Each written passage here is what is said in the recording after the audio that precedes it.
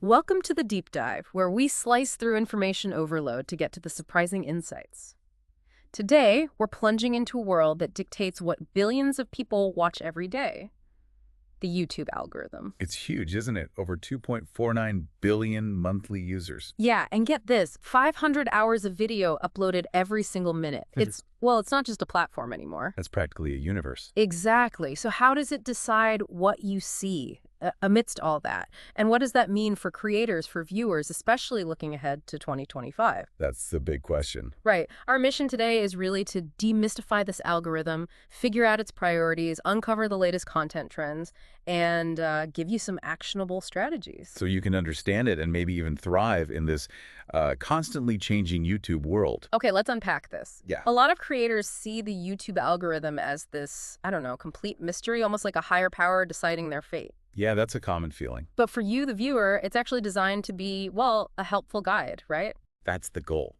What's fascinating here is that YouTube's entire aim, especially since around 2015, has been about increasing user retention, keeping you watching for as long as possible.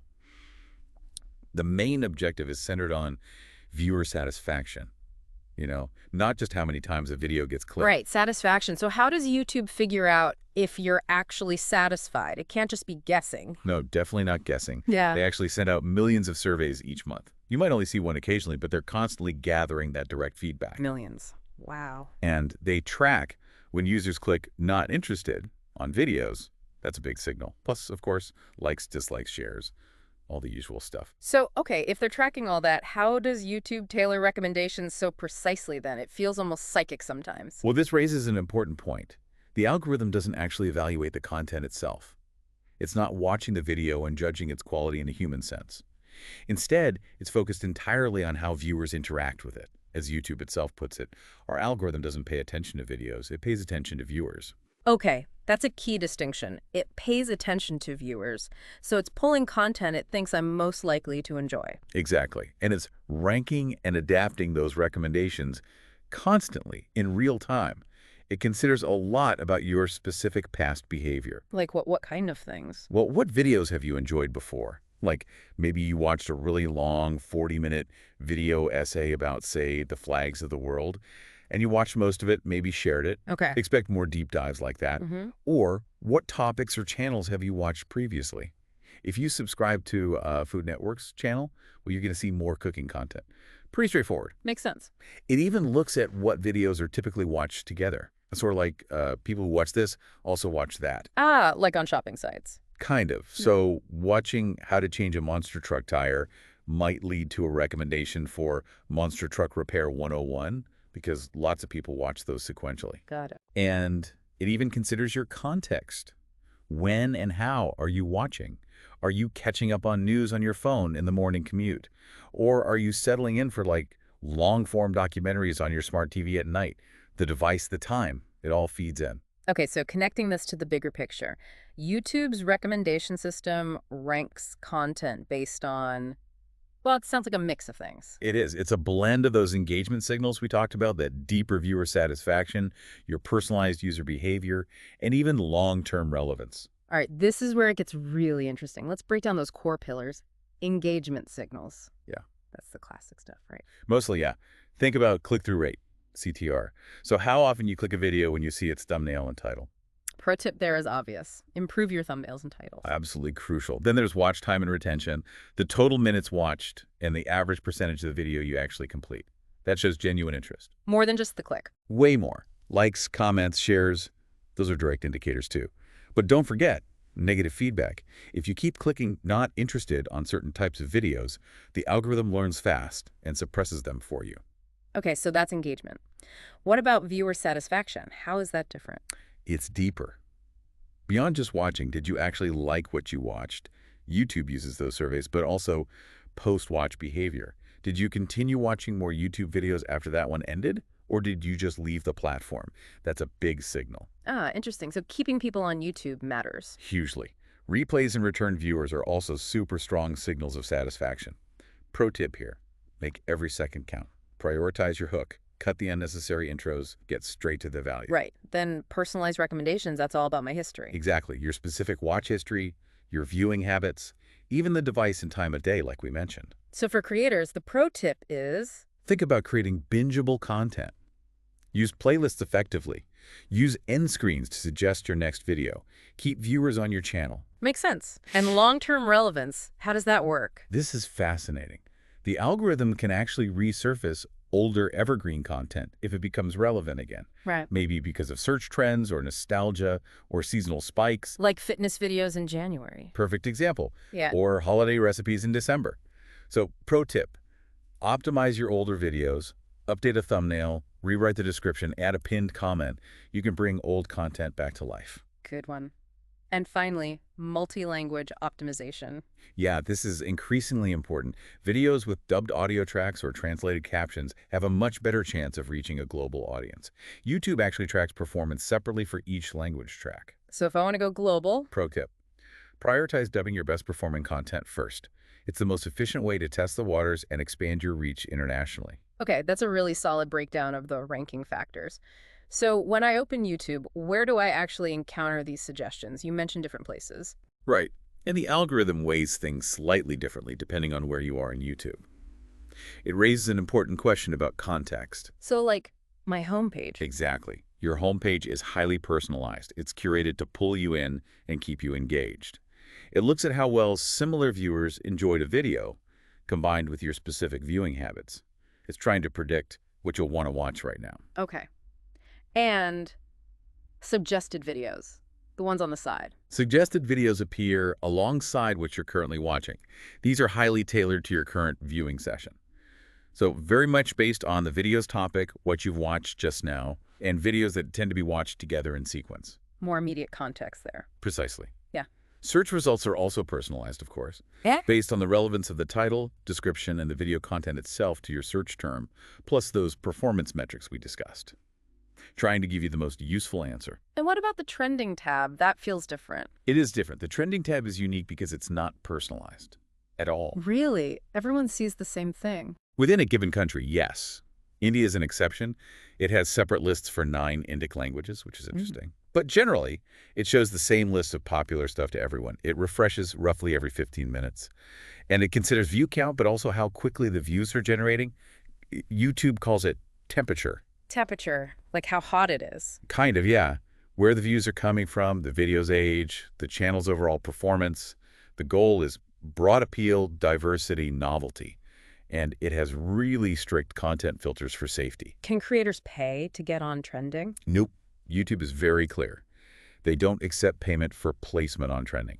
It's meant to reflect genuine organic popularity. Okay, let's pivot a bit. We can't talk YouTube in 2025 without diving into Shorts. The growth there is just, it's insane. Isn't it? Nearly 70 billion daily views. It's completely reshaped the landscape. So how does the Shorts algorithm work? You said it's different. It is, quite fundamentally. What's fascinating is that the YouTube Shorts algorithm operates differently because the discovery is different. You're not clicking thumbnails, you're swiping through a feed. Right, swipe-based discovery, like TikTok or Reels. Exactly, which means the algorithm isn't really ranking Shorts based on search intent or even how recent they are, in the same way it does for long-form videos. So how does a short even find its audience then? And how can they suddenly blow up weeks or months later? That seems counterintuitive. It does.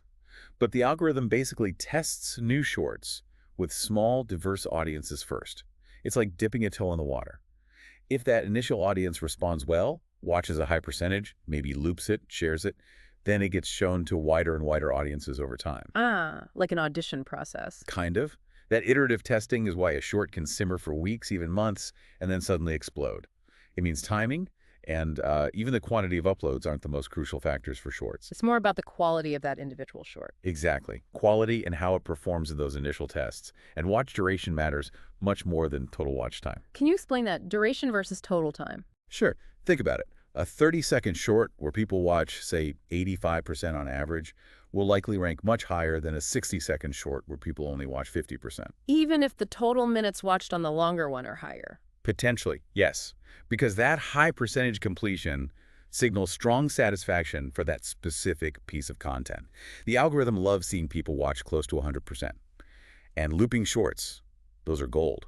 If you make a short that seamlessly encourages rewatching, even subconsciously, that boosts the view count, and critically, the watch duration percentage. Okay, so the key ranking factors for shorts are different. What are they? Centered on engagement, likes, comments, shares are still important. Watch duration getting close to 100% completion is ideal. Replays and loops, huge factor. And content variety, YouTube tries not to show too many shorts from the same creator back-to-back in your feed. And what's not a factor? Click-through rate. Since you're swiping, not clicking thumbnails, CTR just isn't relevant for shorts discovery in the feed. What about making money from shorts? That changed recently, right? It did, big time. YouTube revamped its shorts model in 2023. Creators in the YouTube Partner Program can now earn ad revenue from shorts. Does the watch time from shorts count towards getting into the partner program? No, the watch time from shorts doesn't count towards the eligibility threshold for long-form monetization, the 4,000 hours. But it does qualify you for the shorts ad revenue sharing once you are in the program. And subscribers gained from shorts? Those do count towards partner program eligibility. So shorts are definitely a viable way to grow your channel and eventually monetize. Okay, so if you're looking at making shorts, what are the absolute top tips from the experts? The must-dos. Number 1, hook your audience in the first 1-2 seconds. Shorts autoplay, you have zero time to waste. Get straight to the action or the hook. Instantly engaging. Absolutely. That's it. Second, make your shorts loop seamlessly. If someone doesn't even realize it ended and restarted, that's perfect for boosting watch duration. Third, use trending audio and effects wisely. They can really help with initial discovery when the algorithm is testing your short. Fourth, encourage comments and shares. Ask questions, spark debate. Engagement matters. And finally, Give your shorts time to grow. Don't get discouraged if it doesn't go viral immediately. That testing process can take time, weeks, even months. Don't delete it too soon. okay, let's zoom out again. We know the algorithm follows the audience, adapts to us. But what can creators actively do? How can you make sure your content connects and builds that loyal following? This raises a really important question because, yes, the algorithm follows, but it disproportionately rewards creators who understand why it follows certain patterns. It's not just luck. Our research, and we're talking over 10,000 hours analyzing viral videos across platforms, it clearly shows virality is much more science than luck.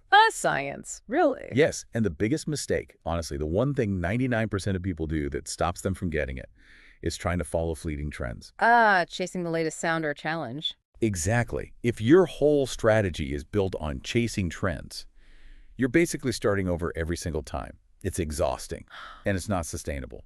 You're always reacting, never building. So instead of chasing trends, what's the alternative? Find a format, a repeatable content structure, and run with it. A format like Mr. Beast's 1vs $1 million series.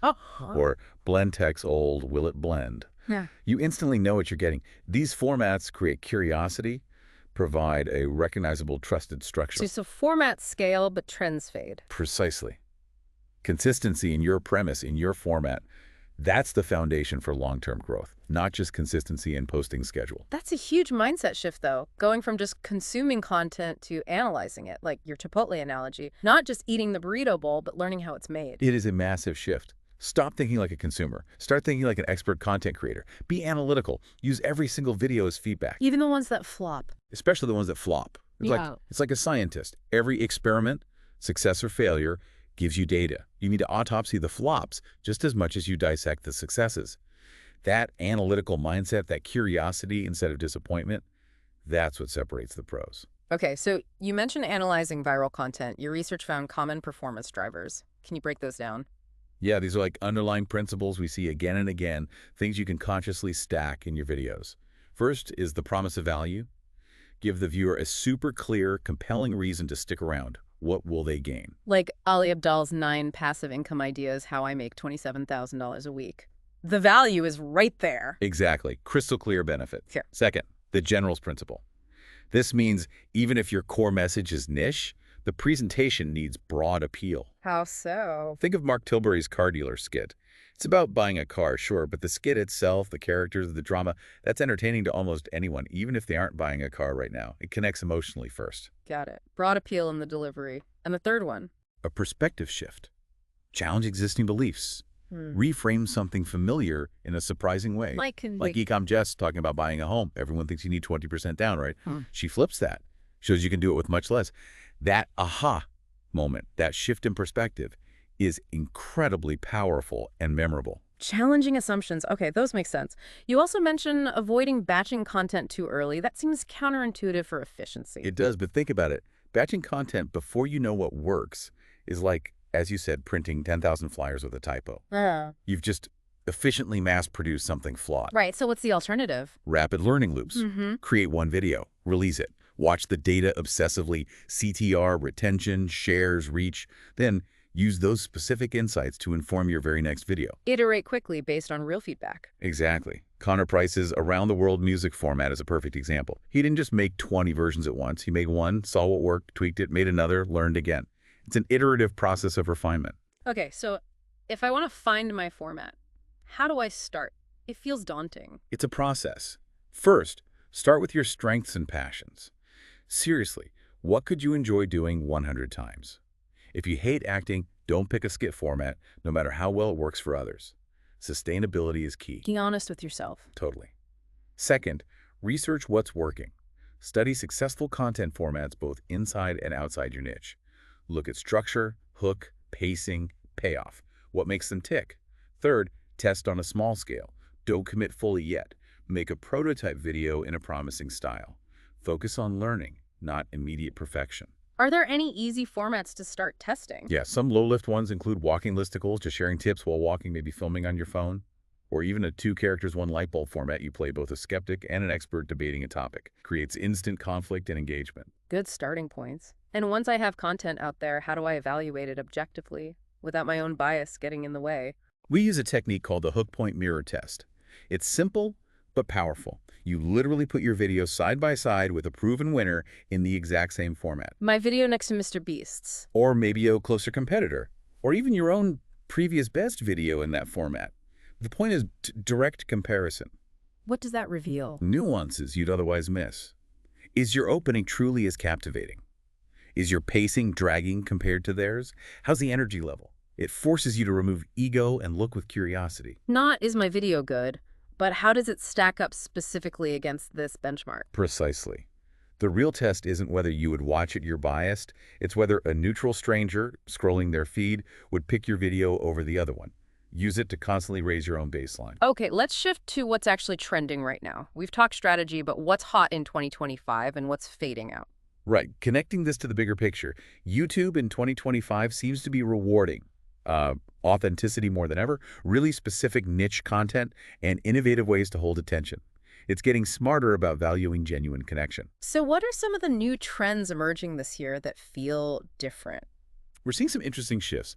One is what you might call TikTok brain, YouTube body. Meaning? Taking viral concepts or drama from TikTok and expanding them into longer-form YouTube content.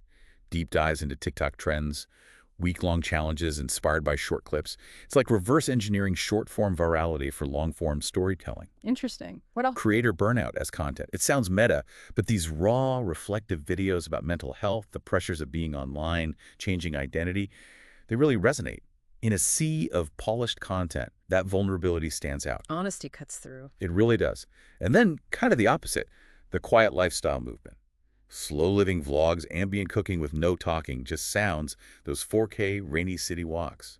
In our noisy world, that kind of deliberate silence has become strangely compelling, almost meditative. A counter-programming trend. Fascinating. Beyond those newer shifts, what specific topics are still surging in Q1, Q2 of 2025? Lots of specific areas doing well. In gaming, indie horror like Schedule 1 is big. Roblox games like Blox Fruits are huge. Animated gaming like Game Tunes and upcoming life sims like Inzo I have a lot of hype. Kids content is evergreen, really. Mistress Rachel, Danny Go, the culturally inclusive Gracie's Corner, and obviously Cocomelon songs. Still dominant. Absolutely. AI and productivity is booming. Tools like YouTube Summarizer, ChatGPT for YouTube, huge demand for efficiency hacks. Also, YouTube automation as a business model. In music, subgenres like funk and lo-fi music, often paired with strong aesthetics, are thriving.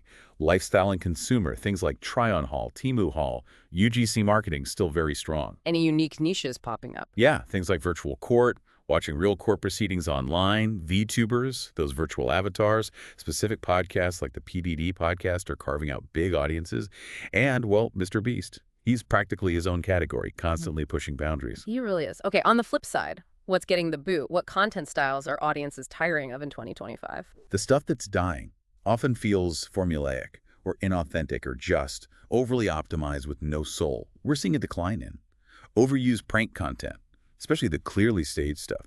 Audiences are just too savvy now. It feels dated and often cringy. The authenticity factor again. Exactly. Also, fake guru videos. The slick editing, vague promises, no real substance. People want transparency, proof, actual value, not just hype. They can smell it a mile off now. Good riddance, maybe. Perhaps. Also, overscripted shorts, that super fast talking overloaded with text style. Viewers seem to be craving more real moments, genuine reactions, maybe a bit less frantic energy. More natural feeling. Yeah. And finally, low effort, faceless channels. Now, faceless can work brilliantly if the content is high quality and unique, think great animation or curated history. But the generic AI voiced, copy paste commentary stuff, it's wearing thin. Personality matters, even if it's just in the writing or editing style. So bringing it all together. For creators, marketers, anyone looking to grow on YouTube now, what does this all mean practically? It really boils down to playing smarter, not just louder or faster. Understanding that attention is earned and it's a moving target. You need a strategy that's both engaging and sustainable. So final takeaways. What are the key strategies people should walk away with for 2025 and beyond? Okay, let's summarize the key action points. First, pick a niche, but stay adaptive. Go deep on your topic, but be flexible in how you present it. Test new formats. Evolve your tone. Stay grounded, but don't get stuck. You make sense. Niche down, but don't paint yourself into a corner. Exactly. Second, a 3-format game plan. Don't just rely on long form or shorts.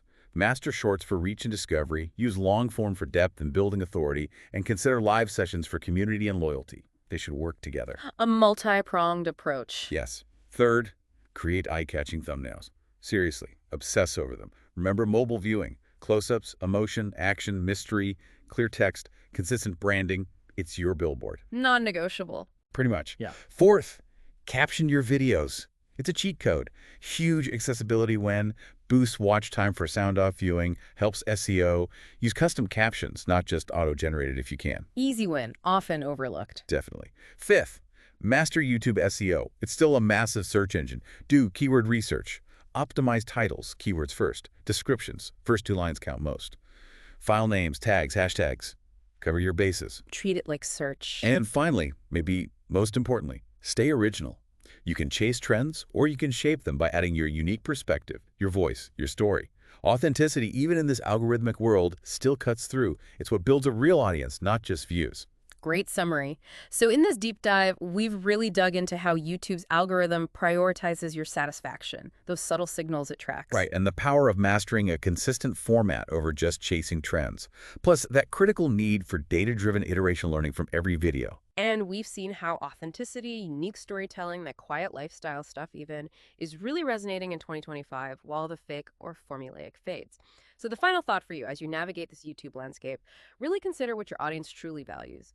Is it quick hits, deep analysis, raw emotion, shared community? And then ask, how can you deliver that specific value in a format that is uniquely you, a format that resonates long after the initial scroll and keeps them coming back for more? How do you make your channel less of a stopover and more of a destination?